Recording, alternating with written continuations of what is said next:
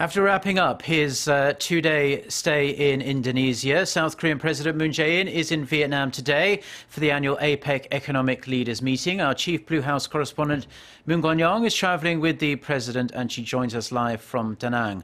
Connyoung, what is the latest from the second leg of his three-nation tour?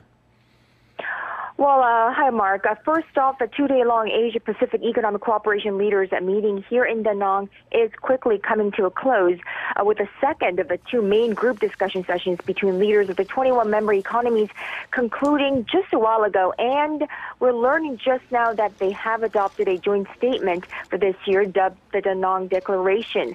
Remember, the theme of this year's APEC meeting, creating new dynamism, fostering a shared future. Now, that coupled with a peaked interest here in the Asian region and beyond on trade. Trade pretty much dominates the talks here in Danang, both on the multilateral and bilateral level. Now, having said that, the leaders here in Vietnam's resort city remained sharply divided, open and free trade versus trade protectionism. The latter, of course, strongly supported by U.S. President Donald Trump pretty much alone. South Korean President Moon Jae-in has been playing a strong advocate of open and free trade and inclusive growth for sustainable employment. Now, through the main discussion sessions and a working luncheon, Mr. Moon trumpeted open, innovative, equitable growth, a regional economic integration on this, calling for the swift conclusion of regional economic integration and bodies, ensuring support for trade deals in the world known as the Regional Comprehensive Economic Partnership and the FTAAP, which is the Free Trade Agreement of the Asia Pacific. He introduced his country's people-oriented economy initiative, proposing the model within the APEC framework as well.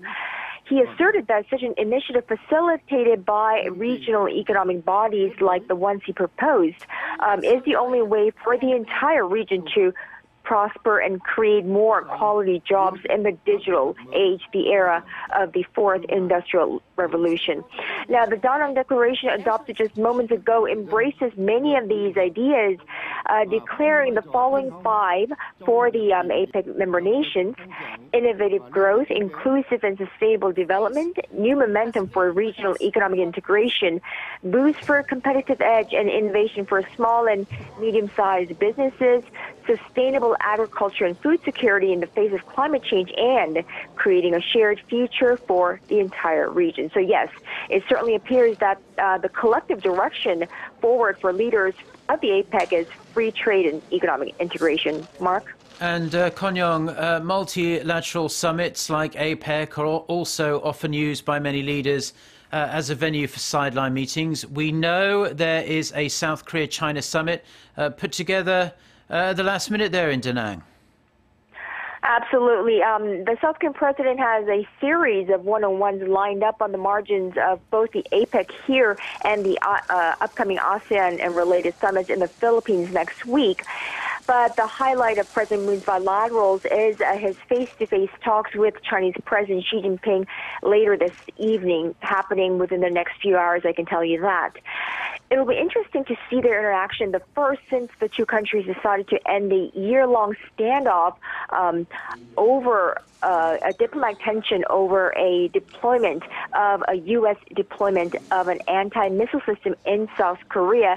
So it'll definitely be interesting to see that. But from my conversations with senior-level presidential office officials here who are also attending the one-on-one and the bilateral summit later on this evening, tell me that off the table will be THAAD. So none of the THAAD issues will be discussed between the two leaders, but they will just focus on moving the relationship forward, namely a possible visit by South Korean president to China within this year. So there's only a month and a half left within this year, and an invitation out to Chinese President Xi Jinping to come to South Korea for the Pyeongchang Winter Olympics. So we'll have to wait and see whether those two are concluded or not.